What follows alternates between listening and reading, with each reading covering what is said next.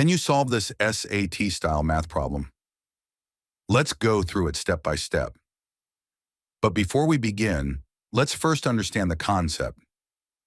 In math, a function takes an input, does something to it, and gives us an output. For example, if you're given the function x plus 3, let's try using some inputs to test the outputs. If x equals 1, replace x with 1. 1 plus 3 is 4. Our output is 4. If x equals 2, replace x with 2. 2 plus 3 is 5. Our output is 5.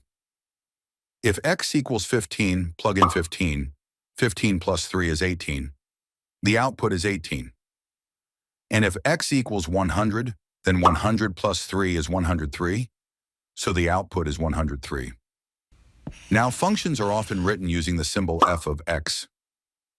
This simply means a function of x. So when you see something like f of 2, it means replace every x in the function with 2. Today's question says, what is the value of f of x when x is 9? The function is x squared minus 5 times x plus 6. To solve this, we'll replace x with 9 in the function.